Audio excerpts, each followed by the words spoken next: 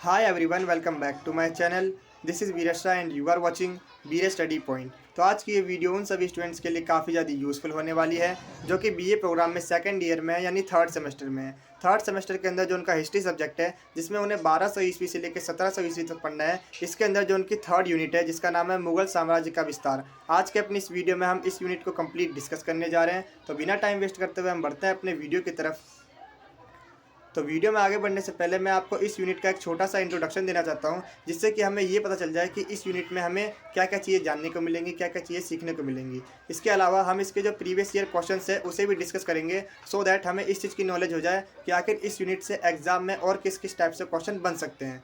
After that हम इसके answers को भी डिस्कस करेंगे, सो दैट हमें इस चीज़ की नॉलेज हो जाए कि हमें अपने आंसर्स को एग्ज़ाम में किस तरह से प्रजेंट करना है, सो दैट हम अच्छा स्कोर कर सकें अपने एग्ज़ाम में।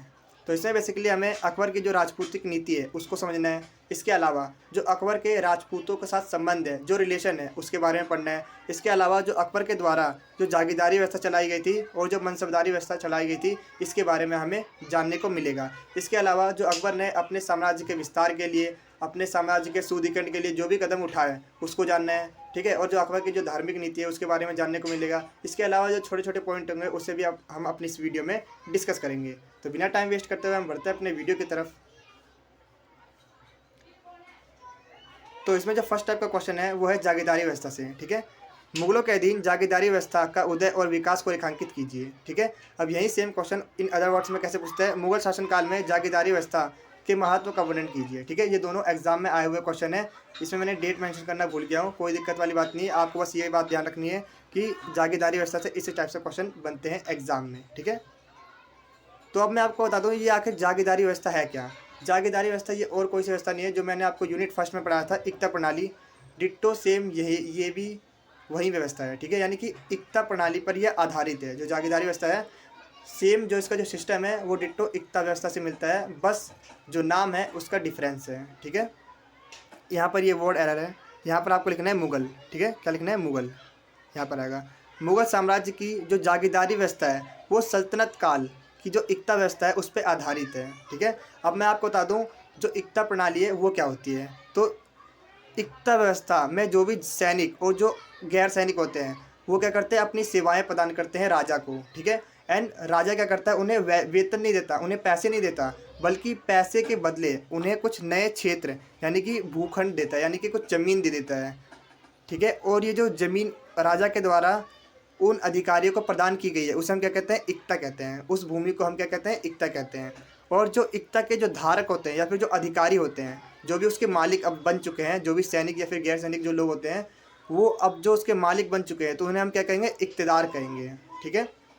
तो ये थी इक्ता प्रणाली। अब इक्तेदार क्या करते थे, वहाँ से जितना भी टैक्स वसूलते थे, ठीक है, कुछ टैक्स अपने पास रखते थे और कुछ सरकारी खजाने में जमा करते थे, यानी कि केंद्रीय खजाने में जमा करते थे। तो ये थी इक्ता प्रणाली। अब मैं इसको एक और बार बता देता हूँ। इक्ता प्रणाली में क्या होता था, जितने भी सैनिक या फिर जो गैर सैनिक होते थे जो कि राजा को अपनी सेवा देते थे, तो राजा क्या करता था, उनकी सेवा के बदले उन्हें पैसे नहीं देता था, उन्हें वेतन के बदले कुछ नए क्षेत्र दे देता था, ठीक है। अब वो जो नए क्षेत्र थे उन्हें हम इक्ता कहते थे, वो जो भूमि थी उसे हम इक्ता कहते थे। और इक्ता के जो धारक होते थे या फिर अधिकारी या फिर जो मालिक होते थे उन्हें हम इक्तेदार कहते थे, ठीक है। अब यही सेम सिस्टम मुगल शासन में भी ऐसा ही रहा, ठीक है। बस नाम का डिफरेंस है, बाकी जो सिस्टम है वो डिट्टो इक्ता प्रणाली से मिलता है। इसलिए हमने पहली लाइन में ये बताया कि जो जागीरदारी व्यवस्था है वो सल्तनत काल की इक्ता व्यवस्था पर आधारित है, ठीक है। अब ठीक इसी प्रकार जो मुगल सम्राट ने उसने भी इसी प्रणाली को अपनाया, ठीक है। और लेकिन वैसे इसमें अंतर क्या है, जो सौंपे गए जो क्षेत्र हैं, यहाँ पे जो नए क्षेत्र यहाँ पर इक्ता कहते थे, ठीक है। लेकिन मुगल की भाषा में इसे हम जागीर कहते हैं। क्या कहते हैं, जागीर, ठीक है। बस नाम का अंतर है। और जो जागीर के जो धारक होते हैं या फिर जो अधिकारी या फिर जो मालिक है उसे हम जागीरदार कहते हैं, ठीक है। यहाँ पर हम इक्तेदार कहते थे लेकिन यहाँ पर हम जागीरदार कहते हैं, बस नाम का अंतर है। बाकी जो सिस्टम है वो डिट्टो इक्ता व्यवस्था से मिलता है, ठीक है। अब इसके कुछ ना कुछ ऑब्जेक्टिव होंगे। तो क्या ऑब्जेक्टिव थे कि राजस्व कर जो टैक्स है उसे वसूलने में आसानी होती थी। अब वो दूर दराज क्षेत्रों से भी ईजिली टैक्स ले सकते थे, ठीक है। अब इसके अलावा जैसे हमने आपको बताया था कि जो इक्ता प्रणाली में भी जो अधिकारी होते थे उनके कुछ कर्तव्य थे, इसी तरीके से जो जागीरदार हैं उनके कुछ कर्तव्य थे। दो कर्तव्य निर्धारित थे। उस प्राप्त से जो जागीर थे, जो उन्हें ज़मीन दी गई थी, उससे जितना भी वो राजस्व कलेक्ट करेंगे, यानी कि जितना भी वो टैक्स कलेक्ट करेंगे उसका एक अंश उन्हें सरकारी खजाने में जमा करना होगा, यानी कि केंद्रीय खजाने में जमा करना होगा, सुल्तान को देना होगा। ठीक है। अब दूसरा क्या था कि सुल्तान की आवश्यकता पड़ने पर उन्हें सेना की आपूर्ति करनी होगी। ठीक है। यानी कि जितने भी जो जागीरदार थे उन्हें क्या करना है, अपने क्षेत्र में सेना तैयार करनी होती थी, और जब भी सुल्तान को सेना की ज़रूरत पड़ेगी तो जो जागीरदार हैं वो सेना को प्रोवाइड कराएंगे सुल्तान को। ठीक है। तो ये दो कर्तव्य निर्धारित थे। अब अगर मैं बात करूँ इसकी स्टार्टिंग के बारे में, इसकी उत्पत्ति के बारे में, तो जो जागीरदारी व्यवस्था है उसका जो ढांचा है वो अकबर के शासनकाल में स्टार्ट हुआ, यानी कि अकबर ने इसे स्टार्ट किया और कुछ समय बाद अकबर ने इसमें कुछ संशोधन भी किए, कुछ बदलाव भी किए। ठीक है। तो अब हम देखते हैं जागीरदारी व्यवस्था के लाभ के बारे में। ठीक है। यहाँ पर व्यवस्था होगा कि लाभ या फिर महत्व, आप कुछ भी कह सकते हो। ठीक है। तो इससे क्या है, अब हम दूर दराज से क्षेत्रों से भी अब हम टैक्स वसूल सकते हैं ईजिली। ठीक है। एंड इसके अलावा जो सुल्तान है वो साम्राज्य का उसका विस्तार होगा। अब जो सुल्तान है वो दूर दूर के जो क्षेत्र हैं उन पर भी अपना नियंत्रण कर सकेगा, दूर जो क्षेत्र हैं उन पर भी कंट्रोल कर सकेगा ईजिली, और अब जो अपना साम्राज्य है उसका विस्तार कर सकेगा। ठीक है। इसके अलावा जो केंद्र के जो कार्यभार है उसमें कमी होगी। ठीक है। यानी कि अब उसे जो छोटे छोटे जो मसले होते हैं उस पर ज़्यादा ध्यान देने की ज़रूरत नहीं है, क्योंकि वो उसके जागीरदार ईजिली संभाल लेंगे। उसे अब जो मेन काम है, जो उसका मेन काम है, उस पर अब वो इजीली फोकस कर सकता है। ठीक है। अब अगर हम इसके कंक्लूजन की बात करें तो जागीरदारी स्थानीय कुलीन या ग्रामीण अभिजात या अमीर और फौतेदार वर्ग के होते थे। ठीक है। जो कि अपने क्षेत्र पर अधिकार का प्रयोग करते थे, जो भी उन्हें जागीर दी जाती थी, यानी कि जो भी उन्हें भूमि दी जाती थी उस पर वो अपने अधिकार का प्रयोग करते। ठीक है। जागीरदार और मनसबदारी ये दो मुख्य संस्थाएं थी जो कि अकबर के द्वारा चलाई गई थी। एंड इसके कुछ कार्य थे, क्या थे कि समाज के प्रशासनिक ढांचे में इसका समर्थन करना और समाज के विस्तार में मदद करना, ये इनके दो कर्तव्य निर्धारित किए गए थे, जो कार्य थे इनके। ठीक है। तो अब जो इसका सेकंड टाइप का क्वेश्चन बनता है वो है अकबर के काल में मनसबदारी प्रणाली का विश्लेषण कीजिए। अब यही क्वेश्चन इन अदर वर्ड्स में कैसे पूछता है, अकबर से औरंगजेब के काल में मनसबदारी प्रणाली का विश्लेषण कीजिए, या फिर अकबर के काल में मनसबदारी प्रणाली का मूल्यांकन कीजिए। ठीक है। तो इसमें हम बेसिकली मनसबदारी प्रणाली के बारे में चर्चा करने वाले हैं। तो ये जो मनसबदारी व्यवस्था थी ये एक विशिष्ट प्रकार की व्यवस्था थी। ठीक है। जिसमें ये जो मनसब वर्ड है ये अरबी भाषा से लिया गया था, और ये जो मनसब वर्ड है इसका मतलब क्या था, श्रेणी या फिर पद से था। ठीक है।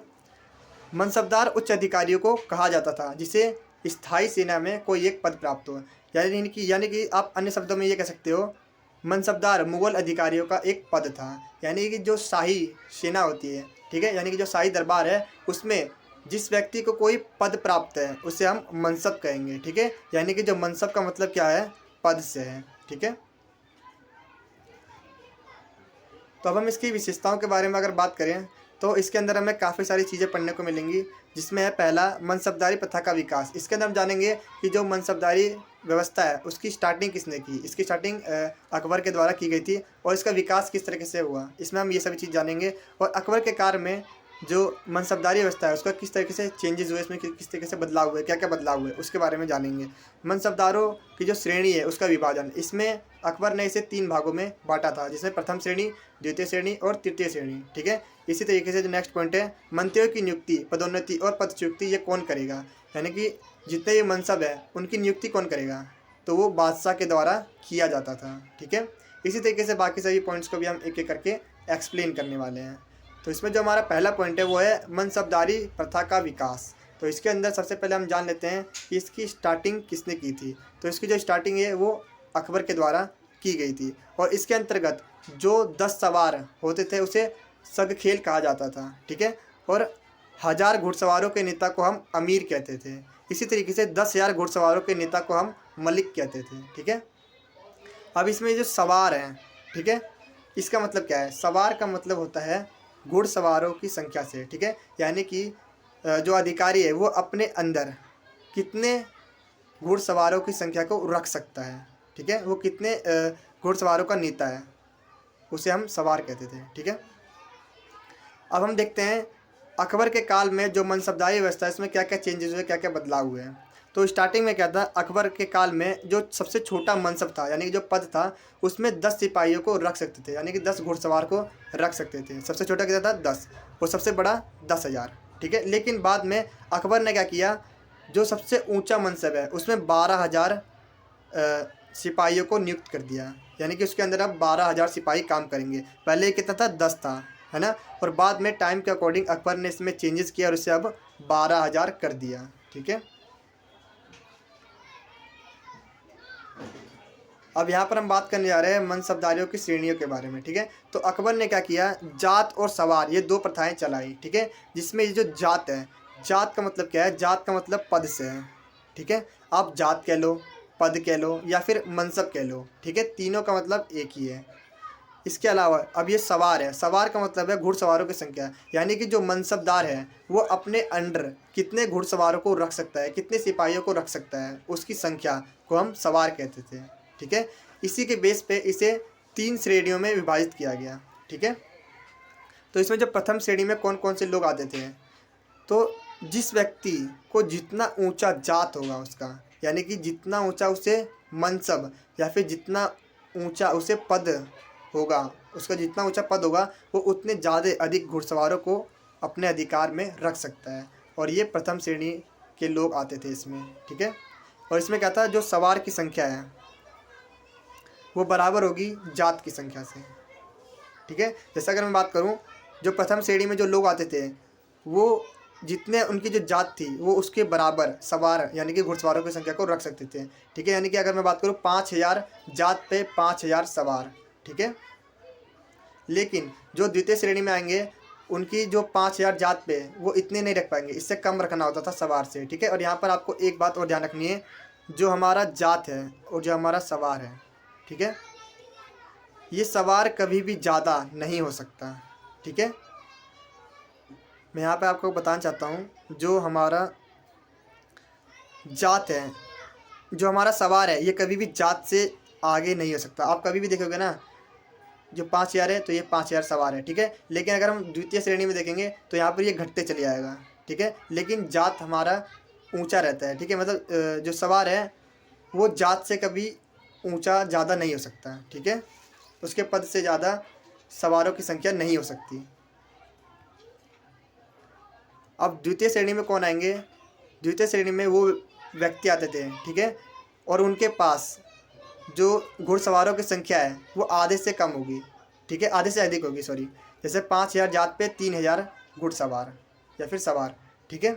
तो इसमें कभी भी जात से ऊंचा नहीं होगा, ये हमेशा डाउन ही रहेगा या फिर इसके इक्वल हो सकता है, ठीक है। प्रथम श्रेणी में इसके इक्वल होगा, द्वितीय श्रेणी में ये थोड़ा सा डाउन होगा। और अगर तृतीय श्रेणी की बात करूँ तो इसमें देखो 5,000 जात पे 2,000 यानी कि आधे से भी कम सवार, ठीक है। तो द्वितीय श्रेणी में कौन आते थे, वो जो मनसबदार जो आधे से अधिक घुड़सवारों को रख सकते थे वो द्वितीय श्रेणी में आते थे, ठीक है। सवारों की संख्या उनकी जात की संख्या से आधे से अधिक होती थी, ठीक है। इसी तरीके से तृतीय श्रेणी में कौन आते थे, जो मनसबदार अपने पद से, ठीक है, आधे से भी कम घुड़सवारों को रखने का उन्हें अधिकार था, वो तृतीय श्रेणी में आते थे। जैसे कि आप यहाँ पर देख सकते हो 5,000 जात पर 2,000 घुड़सवार, ठीक है। और किसी मनसब को जात पद के अनुसार ही सवार की अनुमति थी, यानी कि जितना उसका जात होगा उसके अकॉर्डिंग उसे सवार दिया जाता था, यानी कि जो सिपाही है जो घुड़सवार है उन्हें प्रोवाइड किया जाता था उसके जात के भेद पे, यानी कि उसके पद के अनुसार उसे सिपाहियों को प्रोवाइड किया जाता था उतना। तो अब अगर हम बात करें मंत्रियों की नियुक्ति, पदोन्नति और पदच्युति कौन करता था, तो ये हमारे बादशाह अकबर के द्वारा किया जाता था। मनसबदार की नियुक्ति स्वयं बादशाह द्वारा उसकी योग्यता के आधार पर किया जाता था और उसे कौन सा पद देना है, ठीक है, और उसकी पदोन्नति कैसे होगी, यानी कि उसका प्रमोशन, ये भी सिर्फ और सिर्फ बादशाह पे निर्भर करता था। और उसके अकॉर्डिंग वो मनसबदारों की पदोन्नति, पदच्युति करता था, यानी कि सब का सब किस पे निर्भर करता था, हमारे बादशाह पे निर्भर करता था कि कौन सा किसे पद देना है और किसका प्रमोशन करना है।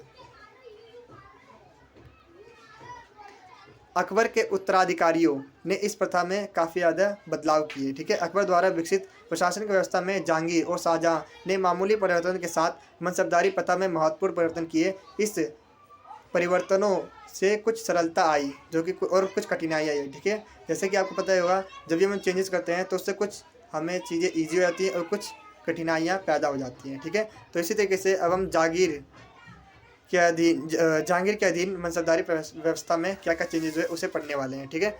जहांगीर ने सेना में परिवर्तन करते हुए मनसबदारों अधिक घोड़ों देने पर बल दिया। ठीक है, अकबर के शासनकाल में नियम था कि किसी भी मनसबदार की सवार उसकी जात पद से अधिक नहीं हो सकता। ठीक है, यानी कि इसके इक्वल हो सकता है 5,000 सवार पर 5,000 जात। ठीक है, लेकिन इससे अधिक नहीं हो सकता। लेकिन नवीन व्यवस्था में क्या हुआ, सिब अस्पा मनसबदार के पास सवार को 3 गुने घोड़े थे। ठीक है, और दुह अस्पा ये नाम थे उनके, और मनसबदार के पास सवार के 2 गुने घोड़े होते थे। ठीक है,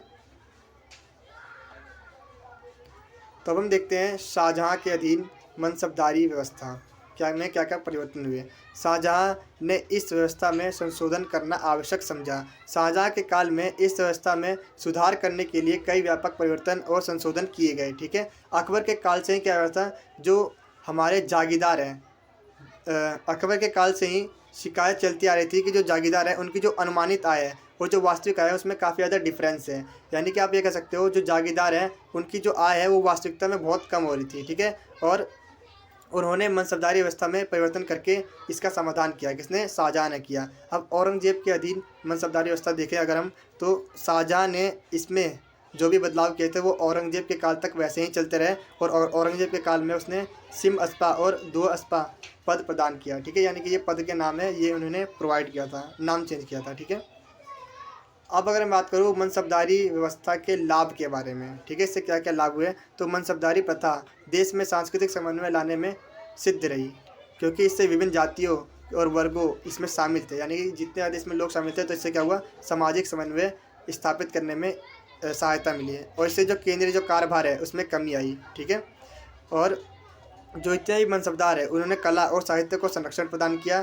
ठीक है, और कई सारे इतिहास साहित्यकार और कलाकार का उनका संरक्षण किया गया। ठीक है, अगर मैं कंक्लूजन की बात करूं तो मनसबदारी प्रथा की सफलता में ही मुगलों की सफलता निहित थी। ठीक है, यहाँ पर लिखना है निहित। ठीक है, जब तक यह बात अपना दायित्व सुचारू रूप से निभाती रही, जब तक यह प्रथा होगा यहाँ पे। ठीक है, जब तक यह प्रथा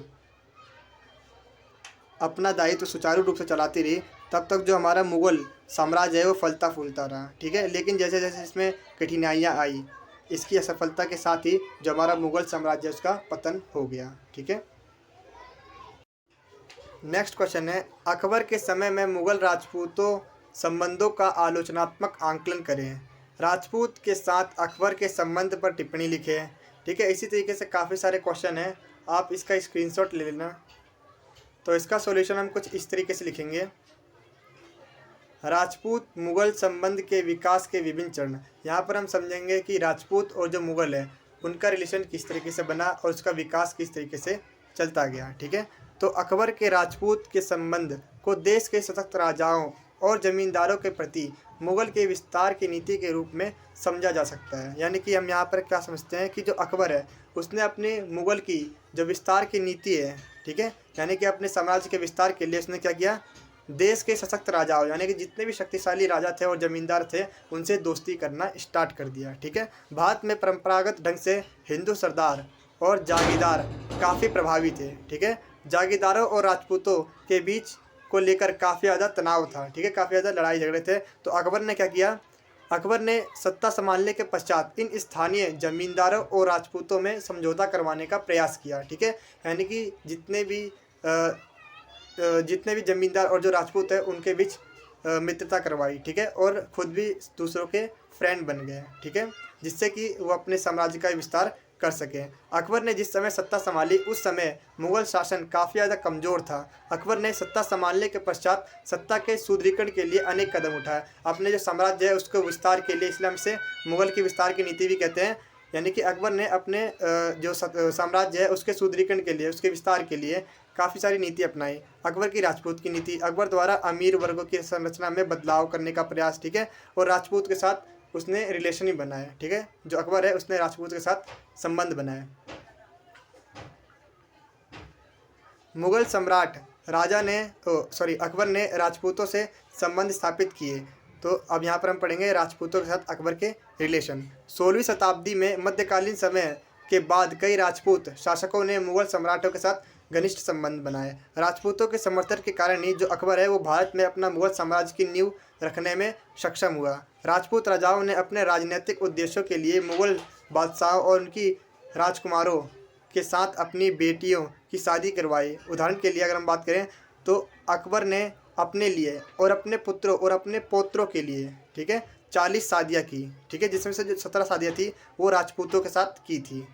मुगल सम्राट अकबर के जो उत्तराधिकारी है, उसके जो पुत्र है जहांगीर और जो उसका पोता है शाहजहाँ, उन दोनों की जो माताएं थी वो राजपूत थी, ठीक है। राजपूत के प्रति मुगल नीति ने मुगल साम्राज्य के विस्तार और सुदृढ़ीकरण करने में बहुत महत्वपूर्ण योगदान दिया। वास्तव में यह बड़े पैमाने पर राजनीतिक जरूरतों की पूर्ति करने के लिए डिजाइन किया गया था, ठीक है। ये इसके उद्देश्य थे। तो अब हम देखेंगे अकबर की राजपूत की नीति के बारे में, ठीक है। अकबर ने राजपूत के साथ घनिष्ठ संबंध बनाए, उनसे मित्रता की, ठीक है। इस प्रकार के समझौते से मुगल सत्ता को राष्ट्रीयता हासिल हुई, ठीक है, यानी कि एक यूनिटी बन गई। सबके साथ उन्होंने मित्रता की जिससे कि यूनिटी बन गई, ठीक है। अकबर ने राजपूत राज्यों को अपने साम्राज्य का हिस्सा नहीं बनाया, न ही उनकी सामाजिक, धार्मिक, सांस्कृतिक और राजनीतिक गतिविधियों में हस्तक्षेप किया। राजपूतों को मुगल सत्ता स्वीकारनी पड़ती थी तथा उन्हें अपनी विदेशी नीति का त्याग करना होता था। उन्हें मुगल सम्राट को निश्चित रकम देनी होती थी, यानी कि टैक्स देना होता था, और समय समय पर सशक्त राज सेनाओं को उपलब्ध करवाना होता था सुल्तान को, ठीक है। जो राजपूत इस समझौते को स्वीकार नहीं करता था उसके खिलाफ सख्ती बरती जाती थी, ठीक है। इसके साथ ही जो राजपूत इस समझौते को स्वीकार कर लेते थे उनके साथ नरमी बरती जाती थी, ठीक है। उनके साथ अच्छा बर्ताव किया जाता था और उन्हें जो शाही सेवा है उसमें हिस्सेदारी दी जाती थी, हिस्सेदारी का मौका दिया जाता था, और उन्हें ऊंचे मनसब यानी कि ऊंचे पद दिए जाते थे ताकि वो भी अपना विकास कर सकें, ठीक है। इस तरीके से उन्होंने अपनी शाही सेवा में सबको हिस्सेदारी देना स्टार्ट किया, सबके साथ मित्रता की और सबके साथ हिस्सेदारी शेयर करने लगे, ठीक है। अकबर ने राजपूतों का उपयोग अमीर वर्ग के संतुलन के बनाने के लिए भी किया था, ठीक है।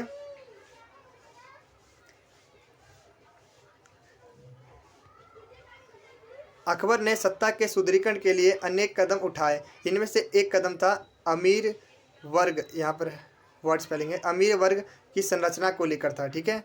अमीरों की संरचना के कारण सुल्तान पर भी अमीरों का नियंत्रण बना रहता था और सल्तनत के काल तक यह स्थिति करीब करीब ऐसी बनी रही। अकबर ने सत्ता संभालने के पश्चात अमीर वर्ग की संरचना में बदलने का प्रयास किया, उसे चेंज करने का प्रयास किया ताकि उनकी निर्भरता अमीरों वर्ग पर न बनी रहे। इसीलिए अकबर ने अमीर वर्ग में नए लोगों को शामिल करना शुरू कर दिया।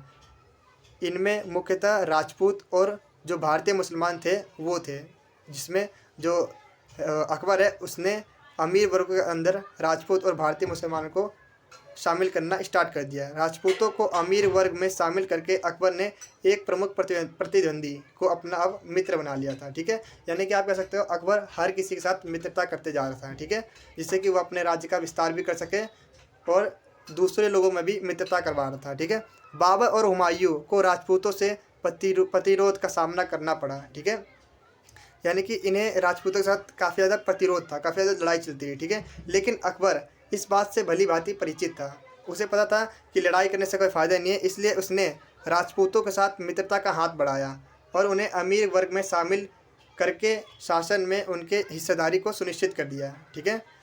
भारतीय मुसलमानों को जो अब तक उन्हें ऊंचे वर्ग का नहीं माना जाता था, उन्हें अब अमीर वर्ग में शामिल करके अब उनकी भी हिस्सेदारी को सुनिश्चित कर दिया, ठीक है। और इस प्रकार राजपूतों के साथ एक विशेष संबंध बनाने की नीति का जो अकबर की जो नीति है वो काफ़ी अच्छी रही, ठीक है।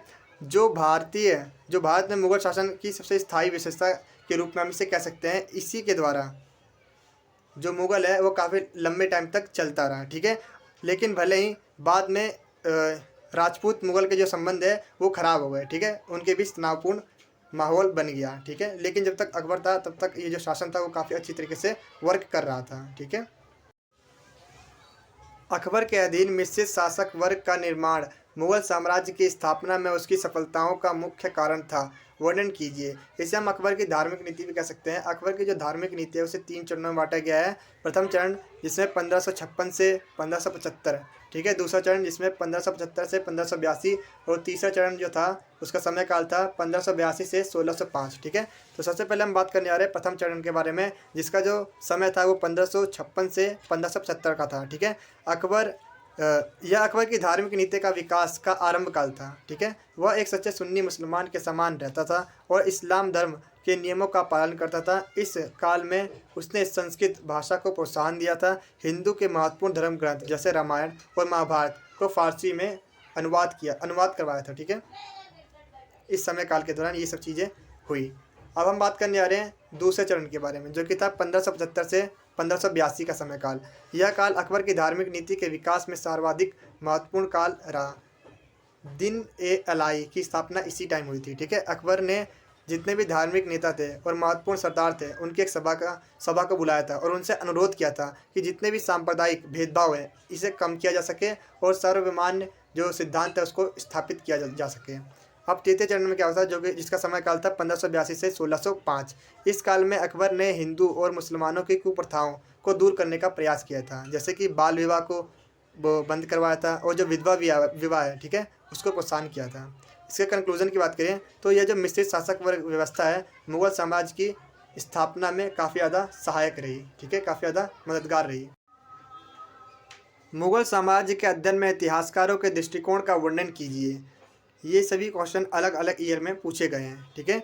तो जैसा कि आपको पता होगा, लोधी वंश के पतन के बाद ही भारत में मुगल साम्राज्य की स्थापना हुई और वो भी किसने की थी, बाबर के द्वारा की गई थी, जिसका जो चरमोत्कर्ष जो काल है वो अकबर के काल को माना जाता है, क्योंकि इसी टाइम जो मुगल का जो काल है वो काफ़ी ज़्यादा तेज़ी से ग्रो हुआ था, ठीक है। इस काल में मुगल बादशाहों ने इतिहास में गहरी रुचि ली। वे स्वयं उच्च कोटि के साहित्य, आत्मकथा व घटनाओं के लेखक रहे थे। उन्होंने समकालीन घटनाओं को स्वयं लिखा और अपने यहाँ इतिहासकारों की नियुक्ति की और उन्हें संरक्षण भी प्रदान किया। इन सरकारी मुगल इतिहासकारों की पहुँच आम सरकारी रिकॉर्ड तक थी, जिससे कि जो हमें सच्ची घटनाएं मिलती थी। अगर मैं एग्जाम्पल की बात करूं तो वो है अकबरनामा और बादशाहनामा।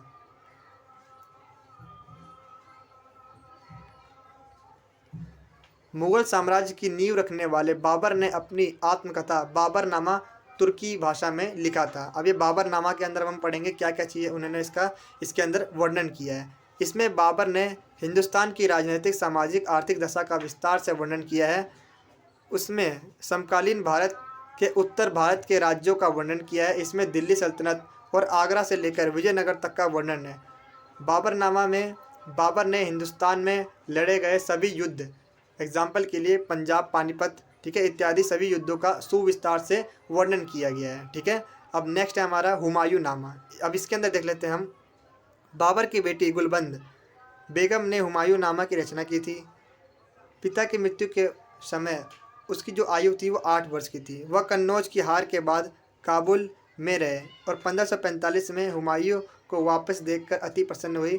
गुलबंद ने हुमायूं और कामरान के बीच हुई अफ़गानिस्तान की लड़ाई और हुमायूं के जीवन और मुग़ल बेगम इत्यादि का बड़ा सुंदर चित्र खींचा है। उसने हुमायूं की अपनी बेगम, ठीक है, और हुमायूं के उन्हें जिन जिन परिस्थितियों का सामना करना पड़ा, ठीक है, उन सभी चीज़ों को इसमें मेंशन किया है, इसमें उसका वर्णन किया गया है, ठीक है।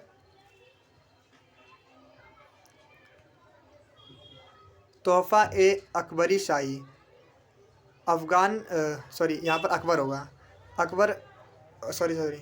अफ़गान इतिहासकार अब्बास खां सरवानी ने अकबर के आदेश पर तोहफ़ा ए अकबर शाही की रचना की थी। वह अपना वर्णन बहलोल लोदी के समय से शुरू करता है। इसमें हमें बिलग्राम की लड़ाई इत्यादि का संक्षेप में उल्लेखन मिलता है।